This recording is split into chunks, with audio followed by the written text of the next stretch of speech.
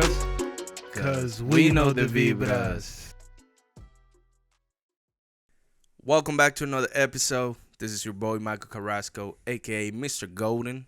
And as always, I'm with my boy, the one and only Juan the Don. And this is our new segment, Talking Sports. So let's get started with a quote of the day. You said you have a good one. I want to hear that first. I feel like that's gonna set the the path for the talk today. Right. So the quote comes from, I'd say, one of the most iconic sports icons, whatever you guys want to call him, Michael Jordan. He's a big basketball figure, but also a big sports figure. Yes, sir. With his shoes and everything that he has going, his big empire. The quote says, "Some people want it to happen, some wish it would happen, and others make it happen." Ooh, good quote. So he's just saying, sometimes a lot of people always have a lot of dreams and stuff, right, sitting in their mind. But there's a difference between those that actually make the things, make it happen, and then others that just have the dream sitting in their mind and just see it as like a possible fantasy. So there's a difference between being great and then being average. I think that's what he's trying to get to. And to be great, you got to, go out there and find ways to make things happen. Even though you may see it as something impossible, there's always some way that you can possibly make it happen. That is true. That's very true. So, that's a very good quote. So before we dive into the quote and let everybody know what the talk is going to be about, the new segment, I want to ask you how you doing? How was your week? What have you accomplished so far during the week? So I've been trying to find ways to get active. I'm not gonna lie, I haven't been to the gym ever since my accident. Not because I have any physical problems, but just due to the inconvenience of, trying to, get my new car and everything situated. It's been a while, but once I do get everything situated, I'm gonna get back in the gym. So far I've been, going find ways to be active. So I played basketball the past, I think it was a couple of days ago. And it was a good decision, but also a bad decision because the next day I woke up so sore, bro. I felt like a train smacked me, literally. Ooh, literally. And that happens when, you have a lot of time taken away from doing physical sports. But man, I didn't know basketball was a full body workout type thing, because it is. When I tell you, literally my neck, back, arms, legs, knees, shins, everything hurts. I feel like I'm an old man. It hurts to walk. Literally, it hurts to walk. Yeah. But I know it's good that I'm continuing to get active. So I'm gonna deal with it now, and then it's gonna go away. But other than that, I'm good, man. Just doing, like I said, getting active. Also, trying to find new ways to be more productive.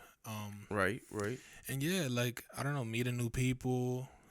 Little things like that. So far this week has been productive, I'd say. Yeah. How about you? I'm on the same boat. I've been trying to find ways to get active too. I used to be a super healthy person, working out pretty much every single day of the week, except on the weekends. I'm just trying to get back into the habit, starting little steps. Got the punching bag in the basement, so let's start doing boxing. I actually bought new gloves, so damn. I think I want to see you 1-on-1, bro. Yo, let's make it happen. We can do a little something. Pay-per-view, baby. Facts. You can run a pay-per-view, man. Yeah, on Patreon, man. Yo, exactly. Who want to see that, man? Yeah. Let us know if you want to see that. We'll get to training shit. Thing, and then this year, one of my biggest goal is just go out there and have new experiences. So I just been doing that. This past weekend, we went to the Guinness brewery in Baltimore. Oh wow! Amazing experience. Everything was great. Hung out with some friends and just have fun. So far I would say my week been pretty good, pretty productive. Got half of the stuff that I need to get done this week already done. Dope. So yeah, man. So that's something I want to do. I want to start visiting museums and stuff like that. Right. I feel like you learn a lot from those things, like exhibits and stuff. You learn a lot about the past and also the future. You see the difference in things, artifacts or say technology. Exactly. We talked about the last episode. Go check that out. I want to start visiting those little things, not just going out. You know what I mean? I want to actually go and see different things. You just have an experience. you can always go out, but Right. when it comes to like visiting new places, you know, trying new things, it doesn't happen that often. So just being able to go out there and do it's just amazing. You know? Right. Is this episode dropping Friday? This Friday or Monday? So we were looking at analytics. So Yeah. I think we're gonna go back to Mondays. Cool. So in honor of the 1-year anniversary coming up, we're going back to Mondays. I mean, I feel like a lot of people like the Mondays, but we wanted to try something like we always say, try new things. So we wanted to try something new and post on Fridays, but I don't think I don't think it's as convenient to people as it was on Mondays. Right. So let us know what you guys think in the comments as well. If it's convenient on Mondays or Fridays. Yeah, let us know what was best for you guys and what do you think, you enjoy better. Also time, yeah. So I noticed like a lot of people do like early in the week, right, opposed to the end of the week. Right, so right. Yeah, because you drained at the end of the week. Mm-hmm. Monday, it's like the beginning of the week, so you it's like a something to get you through the week. Cause a lot of times we like to push people and give them good advice. Exactly. But now with this, we're gonna do talking sports. Like I breathe, whatever the whole thing that people say. I love sports. Like, what I'm saying, it's what I go by. Like, I can spend 24 hours talking about sports. All my notifications, unfortunately, are sports. So yeah, but like stocks. So yeah, so with this, like, I would say it's always been a dream of mine to be like a sports analyst and stuff like that. Like, talk about sports, like ESPN. Yo, facts, yeah. So this is the Vibras PN. Yeah, I like that. Yeah, I like that. Yeah. So yeah, we're just gonna go over some current events in the sports world. Also, touch on some impactful things that have happened this year in the sports world as well. Starting off with Alvin Kamara. Mm-hmm. I'm a Saints fan, like I said already. Yes, you are. It's like we just keep getting hit, man.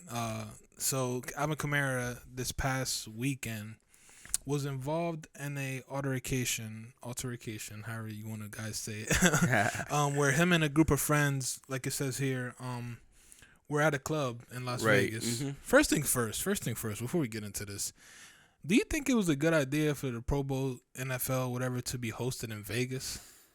I mean, I would say yes, just because Vegas are just now... sports are just now being brought to Vegas. Yeah, but not not for like the money cash cow aspect, but for like the players being in Vegas. Do you think it was a good idea? I mean, it is, Pro Bowl, end of the season. There's only 2 teams left that are going to, play the Super Bowl. Right. So I feel like it's not so bad of an idea just because the players, okay, Pro Bowl season is over. Let's go have some fun, enjoy time with family and friends, teammates, even people that we're friends with, but they're playing for another team. So during the season, we like enemies. Right. Right. And then you get together. But yeah, I think so. What I'm trying to get to, I don't think Vegas was the ideal destination. Right. Usually in the past, first thing first, the weather was horrible. They were dealing with cold weather. Usually it's in Hawaii, Miami, somewhere warm. But apart from that, what I'm trying to get to is Vegas is known for like what happens in Vegas stays in Vegas. You know what I'm saying? And it's like athletes, people like these owners are paying millions. Like, you don't want them to go out there and wall out and get into a situation like Kamara where he is facing some serious charges. Right. So that's what I'm saying. I don't think it was ideal for Vegas or for the NFL to be in Vegas for the Pro Bowl, it being, a weekend of celebration. Right. And, players just finally seeing some sort of freedom and deciding to wild out like this happened here. So we don't know the actual context. I don't know what happened, for Kamara to attack this man, but supposedly the alleged attack occurred at 6:30 a.m. Kamara and 4 others with him were leaving Dre's nightclub inside the Cromwell. And according to the report, Kamara was questioned and arrested at Allegiant Stadium after he played in the NFL Pro Bowl. So it happened Saturday. Yeah. And the police let him play in the Pro Bowl and arrested him after the Pro Bowl. Because I'm looking at the report right here. It says that he was arrested approximately 5:50 p.m. around there. Well, on p.m. Yeah, so on Sunday. But the attack occurred 6:30. Well, Sunday morning, but Saturday, whatever. Facts. Yeah. Yeah, man. So supposedly there's video surveillance showing that Kamara punched the victim, and repeatedly before people and his friends. Like, so supposedly Kamara punched him after the fact, like after the friends attacked him. Right. And he admitted it to the police. So maybe he shouldn't have never said anything to the police, and maybe he should have waited for his lawyer or whatever. Mm-hmm. But the problem is there's video surveillance, so you really can't do much with that. And supposedly they say that the victim never hit anyone back. So the police said. So it's an unfortunate situation, and me being a Saints fan, it hurts, man, because he's, apart from Michael Thomas, he is like our best player. And not having him on the field possibly for a couple games, maybe even the full year, is going to suck, because they said he's facing some serious charges with, in Nevada, this being seen as a felony. Yeah. So the charges are battery resulting in substantial bodily harm. Right. It is something serious. I feel like as players, you got to learn how to, think about the consequences before you actually do something. Right, and I feel like as a player, like a famous, millionaire sports athlete, like I feel like you should consider these things before you get involved. Because when you are, let's say, NFL player, NBA player, famous baseball player or soccer player, you're not any longer a regular person, right? Right, but you are human. But you are human, correct. Humans will make mistakes. Right. We're not perfect. Right. Completely understand that part. But when you are a big figure, people hold you to higher expectations, and people see you as role models. Right. You're right. Exactly, especially younger kids. Yeah. So I feel like players have to think about their consequences before they act on something. Right. And so supposedly, I don't mean to cut you off, but supposedly, not supposedly, people were coming up with hypothetical situations and scenarios where people that live in Nevada and seeing that or Las Vegas and see that the NFL was coming to town, probably like see it as like cash. You know what I mean? Like, right. What if I approach somebody the wrong way, like an NFL player the wrong way, and I could possibly get money from it? That's true. I would not be surprised if that was the result. But also, I mean, I don't have no reason to say that, because I don't know if it was genuinely something that where the player was wrong. But I also wouldn't be surprised in this new generation where people just see these celebrities and stuff as money and a way to get that easy cash. Get the cash. There's a gift. The guy was like, "Give me my money." So yeah, I don't know if who knows. But like you say, they're a big figure. They just need to reconsider before they do something. Exactly. And reevaluate, man. So, and that goes to us too. Now that we have a podcast, it's more like, okay, well, I can lose a lot, type of thing. So right. Yeah, definitely. So that was one NFL news. What is the other one? So the other one, we have Brian Flores is suing the NFL. He's suing due to discrimination in the hiring process.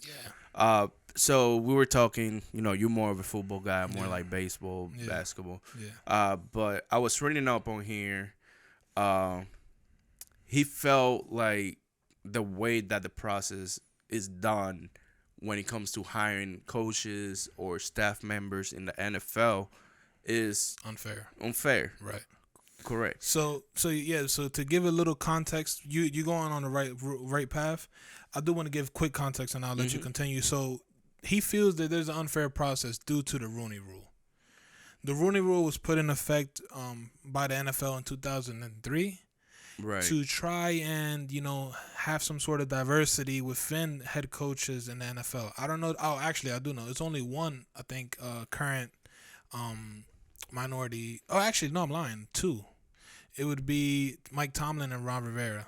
If I'm wrong, you guys can correct me. And now Vance Joseph, which was one of the 8 hirees. So that's another thing. But yeah, the Rooney Rule is simply a rule that the NFL put into place, or whatever you guys want to call it, law or whatever, to try and make the NFL head coaches more diverse. Right. And supposedly it has been the complete opposite. It has made things even harder, because now coaches feel as if they're getting interviewed just to comply with the Rooney Rule, and also a quick context as well. The Rooney Rule makes head coaching or NFL teams with head coaching vacancies interview at least 2 minorities.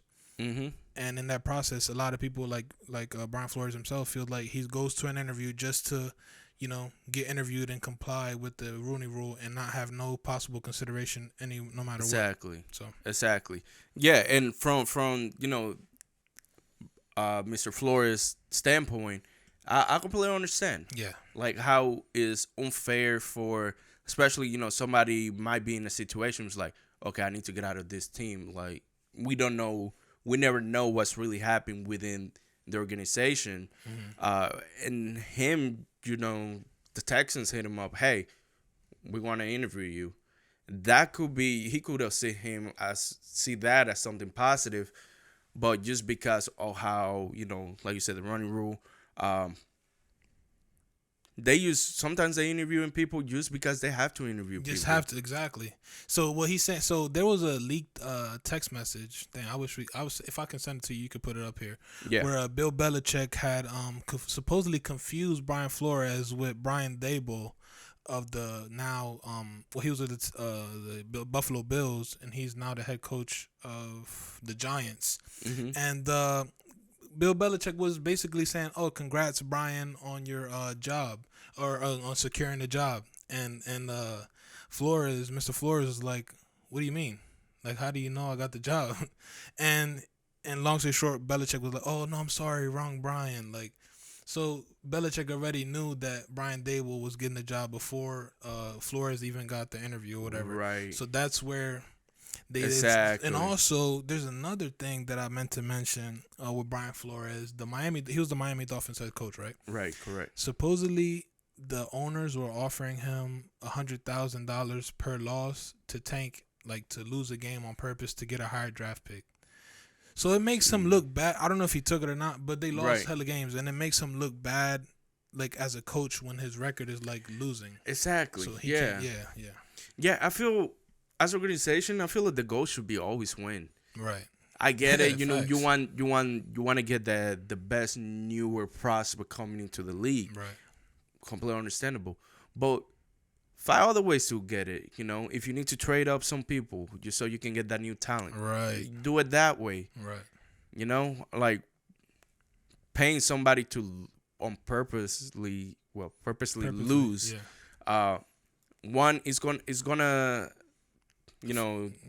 hurt your chances for later on. Let's say if they want to attract free agents, exactly, and stuff like that. Do it the right way. It's just for wrong. The team members. Right. It's not just hurting the coaches, the players, also hurting the organization as a whole. The fans are getting impacted with it and all that stuff. Right. So do NFL, to all the team owners, do things the right way. Just go out there, let their players ball out and make a name for themselves. Right. So the last thing with Flores that I do want to mention is don't hire. So my point of view is don't hire someone based off the color of the skin. Hire them based off the credentials and the knowledge that they may bring, the leadership that they might bring to a team, you know. Don't just hire them. Like, we don't want to say the Rooney Rule is good or bad, because there's not enough black coaches in the NFL or minority coaches in the NFL. Hire a coach because he is going to help you win, not because of the skin of his color. That's the end of the story. Exactly. Like, I just feel like it's not fair. It's not fair at all, man. It's not fair. Yeah. But let's see. And speaking of not fair, I think this is a perfect segue for our next topic. Let's talk about women's sports, man. Wow. So there's a whole lot of controversy going on. The first one that I want to get started with is PGA Tour host Mark Lee, however you say his last name, got fired from Sirius XM due to inappropriate comments about the WNBA. So I was playing the audio earlier. So essentially what he said, I was looking at highlights of lady basketball. And then he proceeded to say, "Is there a gun in the house? Because I would shoot myself if somebody even pay me, I would never watch this. Wow. And this is a professional PGA Tour host.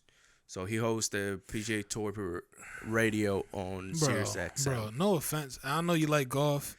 No offense to you and every golfer, but I'd rather watch women NBA game or women's sports, what UFC, whatever, than watch golf. Come on now. Like playing golf and watching golf is two different things. It's like baseball, man. Yeah. It's like baseball.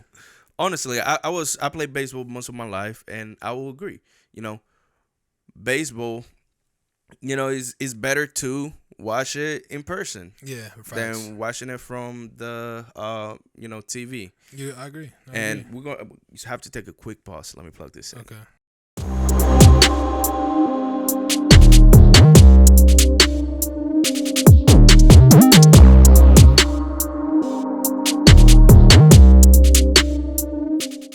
We are back from commercial break. Sorry. Technical difficulties. Yeah. Not inconveniences, actually. But, so also with the women NBA, or women's sports in general, I have a quick news from the women NBA that I've seen, which is very good. Outside investors, from the likes of Paul Gasol, Baron Davis, owners from around the NBA and other, sports leagues, Nike, other corporations like that, have invested approximately $75 million to the women NBA to, somewhat help them with revenue, possible increase of pay to players, like revamp stadium or arenas, gear, promotion, stuff like that, which is good because I feel like they need really it. Good, yeah. And I was gonna ask you, and I can ask you guys as well, what does the women NBA have to do differently, and what do women's sports have to do differently, if they have to do anything differently, to improve, revenue and fans, and pay. Like exactly. What do you think? From my point of view, I would say they've been doing a fantastic job. Yeah. They've been taking on social media like crazy lately.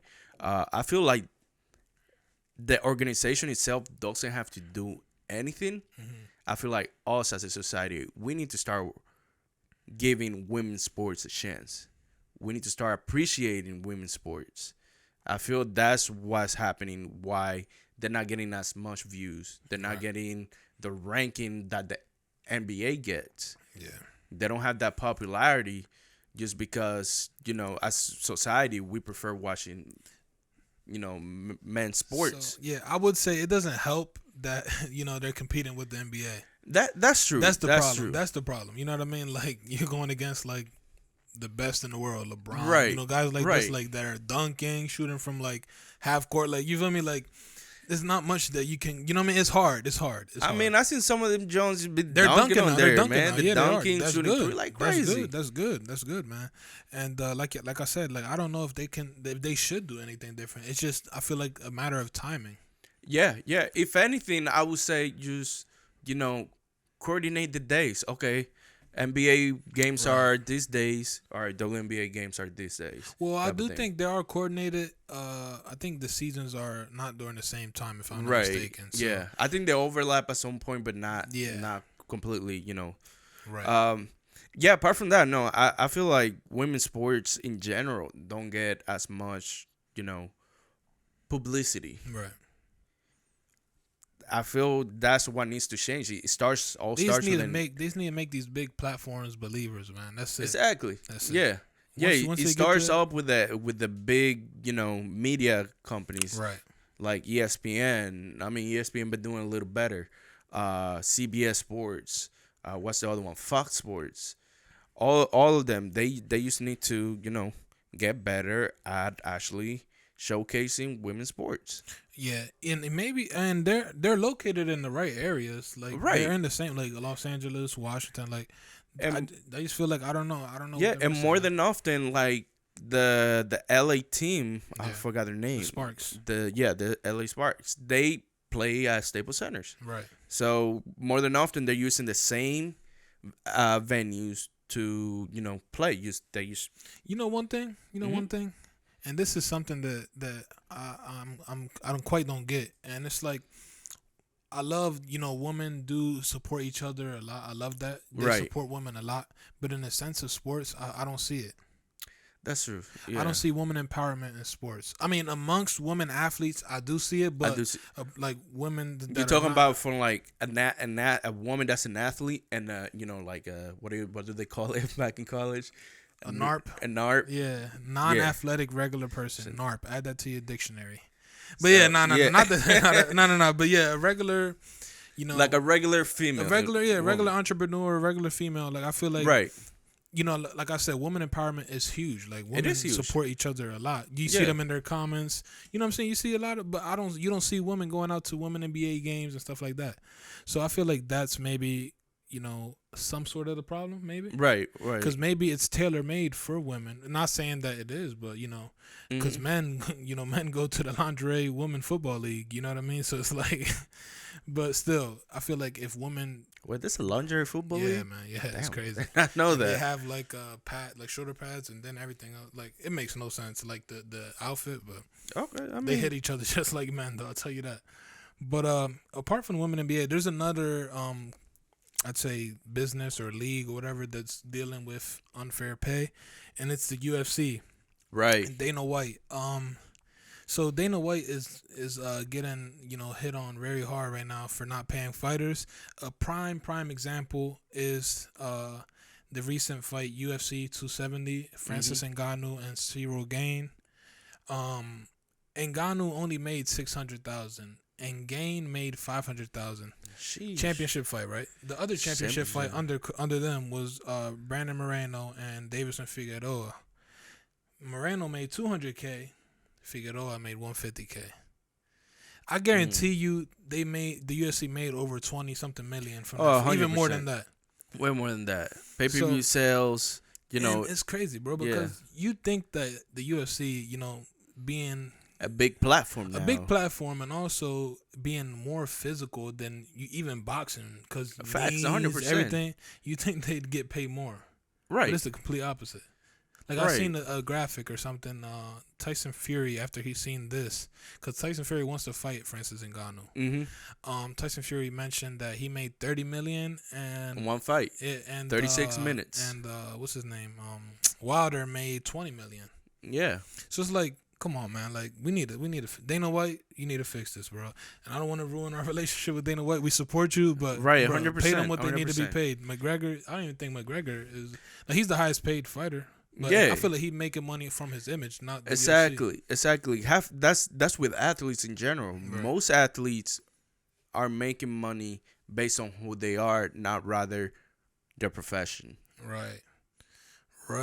You know what I'm saying? You know what we could talk about now with that? It's a good segue. It's a great segue. The NIL. Yeah, the NIL. Yeah. So for you guys that have been keeping up with college sports, the NIL is pretty much allowing college athletes to make money off their name, image, and what's it? Yeah, exactly. So students are now able to actually make money from endorsements. Student athletes are able to make money from their image. Which I would say is a good thing. It's a great thing. It would teach these athletes, younger athletes, essentially kids, responsibility when it comes to keeping a good image. Right. Because now you're getting looked at by Nike, Reebok, Adidas, Under Armour, all those big brands. Now, usually when they need like a new spokesperson or somebody to endorse their stuff, they're looking at somebody with a clean image. Right. One thing I would go ahead.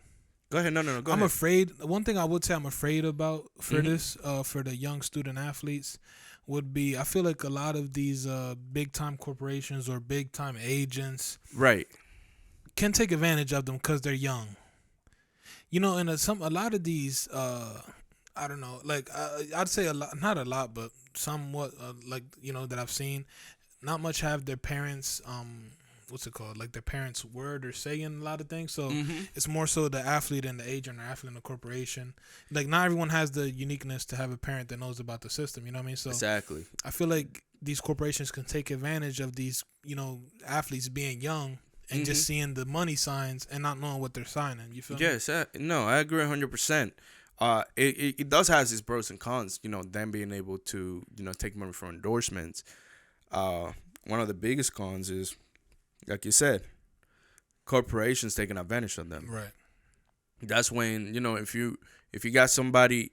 This is for everybody. If you have like a big company or anything trying to give you a deal for something, trying to give you money, don't sign the contract without reading it. If you think you're pretty knowledgeable with contract terms, I would say go ahead and read it yourself. If not, just bring it to a lawyer really quick. They'll probably charge you like $100 or something just to look over it and tell you whether or not it's a good deal. Read the fine print. Read the fine prints, exactly. And the speculations on the contract. Right. But yeah, man, so the NIL, I feel like it's dope. It gives the, these student athletes, me being a former student athlete, like I could talk about it, like we feel like when I was there, it felt like slaves, you know what I mean? Because you literally dedicate your life to sports and school from 6 a.m. to like 9 p.m. You feel me? And it's like you're not getting compensated. Yeah, you get a scholarship, you get an apartment and everything, but you're not making anything else. You're not making any other income. From the work that you put in. Exactly. Like a lot of colleges, I'm giving you opportunity to possibly go to the NFL, but it's like, or an NBA and MLB, but it's like, yeah, but you're making money off my image and I'm not making anything. 100%. You feel me? So I feel like that's something that I think it's good that they finally passed this. It's been a debate for years. Yeah. You know what I mean? It's been a decade long. A decade, man. And another thing that I would say that this will help with is, athletes that are still like in high school and stuff like that, getting all these deals. Now, back in the days, if you were to get paid for like doing an ad for a company, it could be the smallest company. You could do local ads. Like it's dope. Yeah, there's a lot of even that revoked your eligibility to play college sports. Right. So now we don't have that. Right. That in the mixture. Right. Now, athletes can help like local brands, by just wearing their stuff and promoting them. So something that happened, I don't know if you're familiar with it, but Donald Delahaye, Destroying. I don't know if you know Destroying on YouTube. No. So when he was in college, he was a kicker for UCF. He had to deal with because he had a YouTube channel. He started to monetize it while playing. Right. And NCAA found out, and they hit him up, and they were like, "You got to decide between the playing football or YouTube." He chose football, and it has been great for him. Or he chose YouTube, and it has been great for him. And now he's like making millions. He's like million subscribers, getting partnerships and everything. But it's like there had to have been a Donald Delahaye to now be an NIL, if that makes sense. Exactly. Yeah. And also Cam Newton had dealt with it in the past where he had I think his dad or somebody had got like close to $1 million or something for him to commit to Auburn. And it's something that's happening now where you're seeing these colleges not just offering scholarships, but now offering millions and money. So I don't know if that's good or bad. What's your take on it? You think it's good? I think it's bad because we should let the kid decide where he wants to play, where he thinks it will be a better place for his career or her career. Right. I feel like parents shouldn't have like a deciding factor.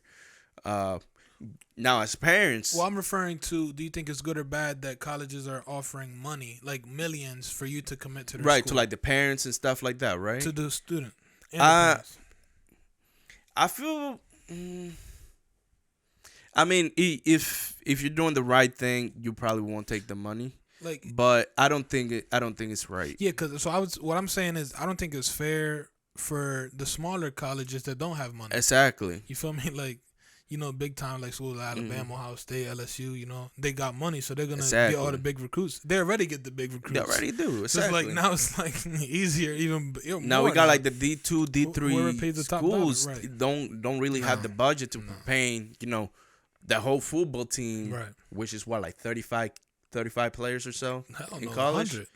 Like 100, yeah. 100? Yeah. There you go. 100 players. But it probably only they don't have the budget to give everybody $1 million. No. Not even close. Yeah, so I don't think it's big colleges paying the student or their family for them to go into their uh, football program or basketball program or whatever sports they're paying them millions so they can for them to commit into the school. I don't think it's fair, like you said, to the smaller colleges that don't have the budget to do that.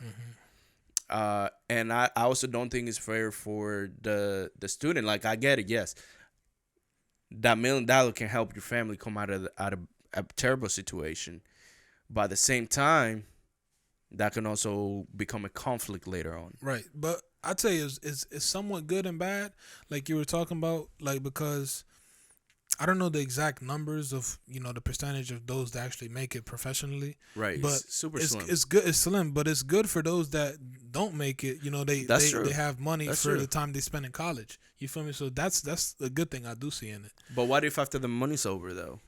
That's what I'm saying. Like, they'd have to get. I feel like, you know what? I feel like it would be essential for these student athletes, big student athletes, to have financial advisors. 100%. Yeah. Because I don't know. Especially should be provided by the school. Yeah, well, facts. But I'm saying, me being 18 and getting couple million and sponsored this, but I don't know what I'd probably buy hella cars and shit. What's the first shit? You feel me? Like, pull up to Fly Club by the whole store, right? You feel me? I would have been going crazy, bro. So that's why I feel like not everyone has that benefit of having parents that are experienced with finances and all that stuff. Yeah, no, I agree 100% with you with that. Yeah, so I think it was good that they did pass the NIL. No, NIL is great. It's great. Kids are now able to actually make money for for their image, something that they've been working hard on. Exactly. Yeah. Something that they've been working hard on ever since, little kids, like me when I was playing at age 4. That's when I started playing baseball. My main goal was to become a big MLB player. Facts. I mean, that happened, but, let's say if I was in a situation where I was, top-ranked school, millions of followers on Instagram or something like that. Yeah, so talking about that real quick before we go into baseball. Well, we're going to go into baseball now. How about that?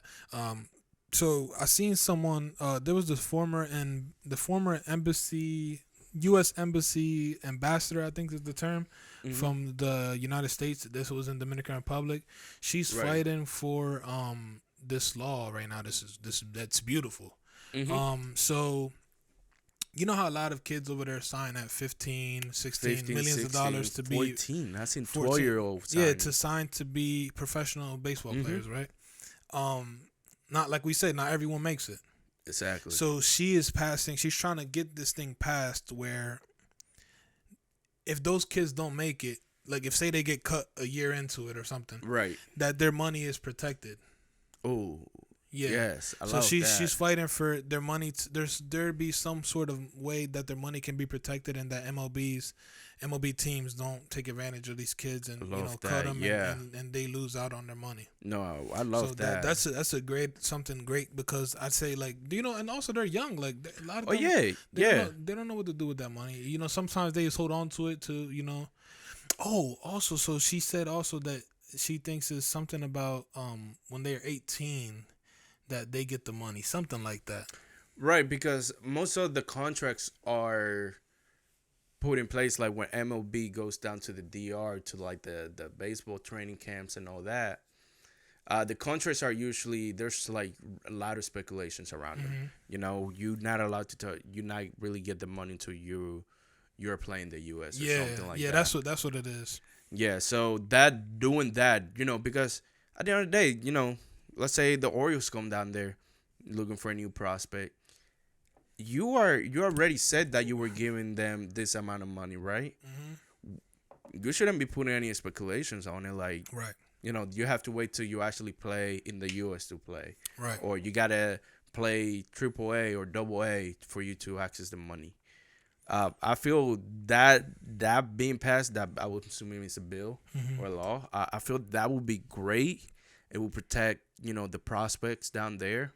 And their families. And their families as well. Because there's a lot of, like, not scouts, but, like there's a lot of, what's the term? like developments or whatever. Like, you know, the people that run like those things, like that take advantage of players too. Yeah, like they take a lot of percentages and money. 100%. 100%.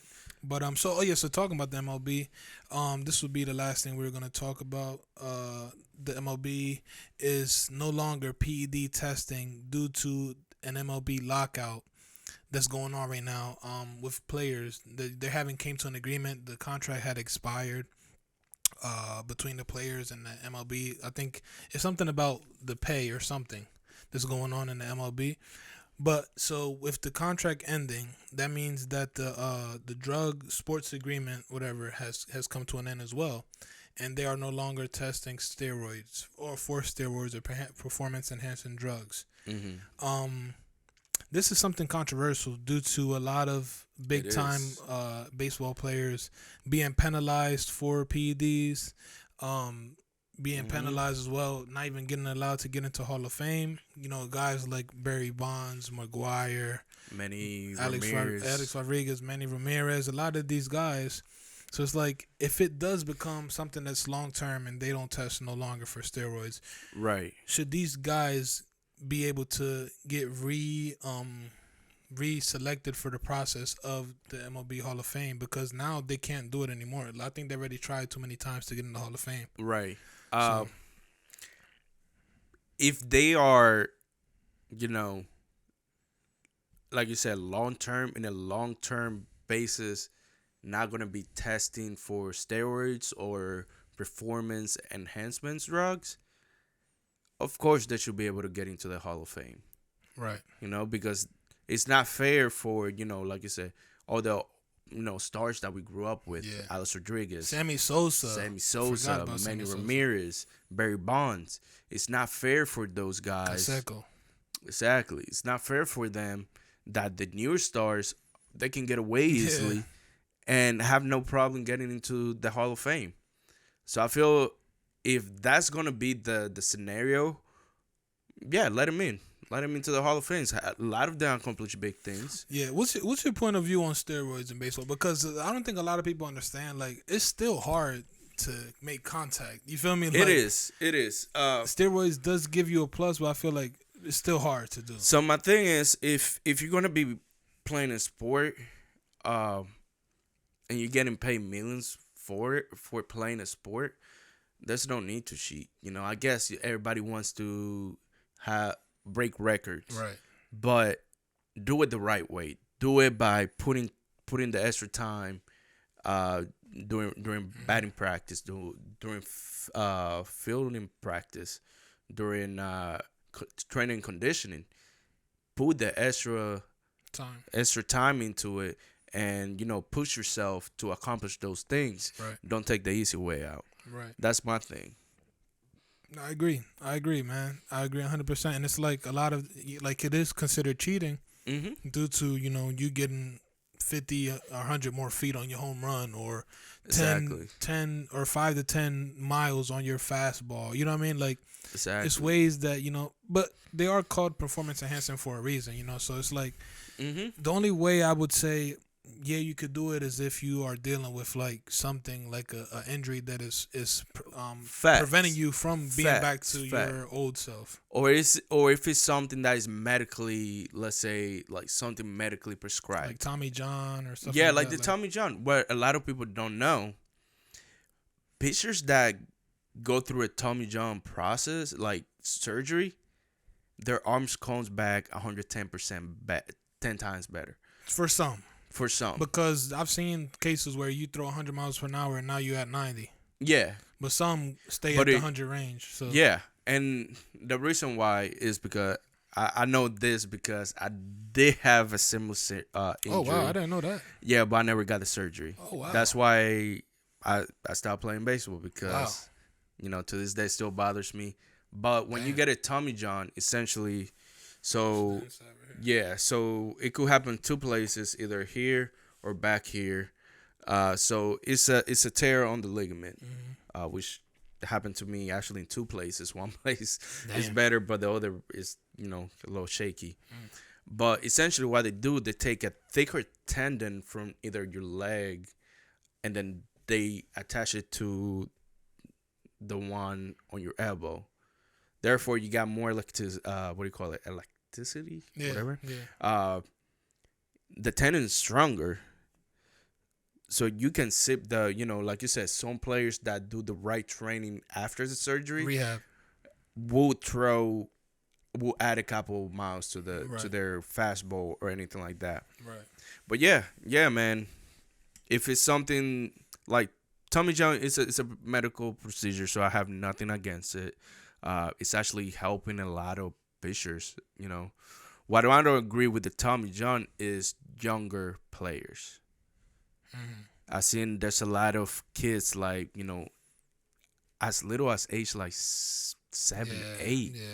Like I feel at that age you shouldn't be, it's the parents and coaches forcing them to do too many innings and stuff like that. Yeah, I feel like you need to reserve these kids, limit them to some things. Like because if you think about it, like I don't know if you experienced it, but a lot of these kids, go through a lot of like weekends after weekend.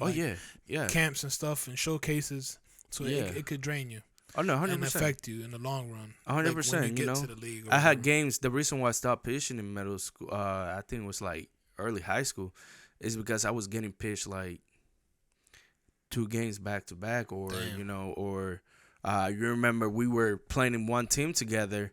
Like I pitched the game before, but I pitched like 6, 7 innings. Mm-hmm. That's averaging what when you play 6 innings, you're looking at around 100, 120 pitches. Next game, because you're young and you don't have control. That's why. Yeah. Now 6 innings is probably like 80, 70. 80, sometimes even less if you're trying. Because you're older and you got control. Yeah. Yeah, but the game after that, I could not throw the ball, bro. I could not pick up a ball and throw it, and I feel that's when my issue started. But other than that, parents, your kid doesn't need Tommy John. If they're on their now, I get it now. Age 18. Now, when you're looking at colleges, possible MLB deals. Now we talking a different ball game right now. Yeah. But if your kid is under the age of 18, I would say probably like middle school age to like early mid high school years, you don't need Tommy John. Your body will heal perfectly. Just do the things that you need to do in physical therapy, and you will come back 100 times. Stronger, yeah. Right. And something quick, I feel like the NFL needs to be careful. Well, football needs to be more careful now. A lot due to Patrick Mahomes, and I mean Mahomes is not the one to blame to his throwing mechanics, but a lot of these kids are trying to be like Mahomes and throw sidearm and stuff like that.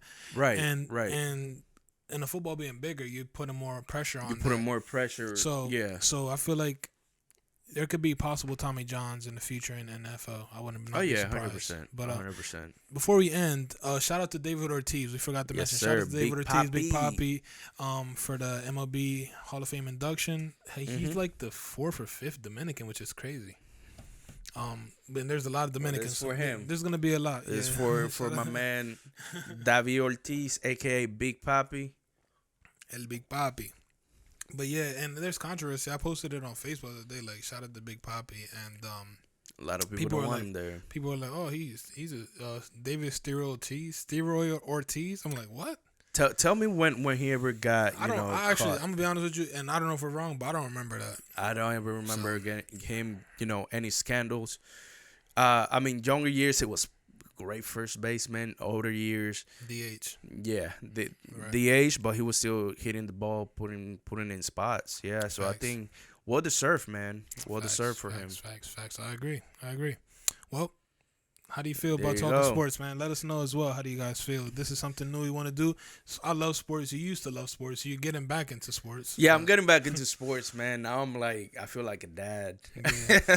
But yeah, man, I feel like we could talk about sports all day. Let us know if you guys would like to see this more often. Who never knows? We trying things. You don't know if this is the niche. Different, yeah. You know what I mean? Like you don't know. Yeah, not even just find a niche. We just want to diversify our content.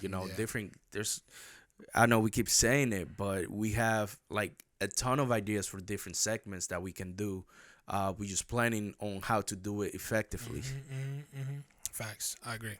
100%. Yes, sir. But yeah, man. So this is Valentine's Day is next week, right? Valentine's Day coming up on Monday. I can't say what you got planned because I'm gonna tell you what I got planned. So I'm thinking about taking the missus, somewhere nice to eat. A little sushi. We like sushi, and then I got a little surprise for her. Dope. Yeah. Dope. If anyone wants to be my Valentine's, hit me up. It's not just too for late. Valentine's Day, just reservation It's for not too Valentine's late. Day. So yeah. Hey, you can do the Chick-fil-A heart nuggets straight. Yeah, that's always good. Facts, man. Facts. Nah, but yeah, man. I hope we could continue doing this. I hope Talking Sports to become something good, and the V Bless platform. Yeah, man. I like sports, so hopefully you guys enjoyed it. Let us know in the comments. Please let us know in the comments if you guys if you guys accepted us talking sports, and if you want to see more of it, or just let us know. If you like talking sports, let us know what you want us to talk about, or even if go more in depth about a certain player or organization or team, let us know. We dive into it. Facts. Also, any other topics, any other content you guys want to hear or see from us, let us know as well. We will be more than open to do anything. Yes, sir. Right? Yes, we are. Yes, we are. This is the end of episode 14. 14. One more before the halfway mark. Mm-hmm. So yeah, man. So it's been a long run. Damn, we almost at the 1 year anniversary. Wow. Yes, we are, man. So, damn, it's crazy. It's going by fast, but yeah. good. Hey, we're looking for a club. What's the saying? What's the saying? It's when you're having fun. What? It goes fast. Oh yeah, when you enjoy what you do, you never work a day in your life. That's one. Okay. And the other one, when you're having fun, time flies. Yeah. Well, thank you. All right, so good. Cool. So remember, guys, leave a like and a comment, rate and review as well. Yes, sir. Let us know what you liked about today's episode. And always, remember to subscribe and let's vibe. The bell. Peace. Ding, ding, ding, ding, ding, ding. Hit that bell. Facts. Yeah. See you next week.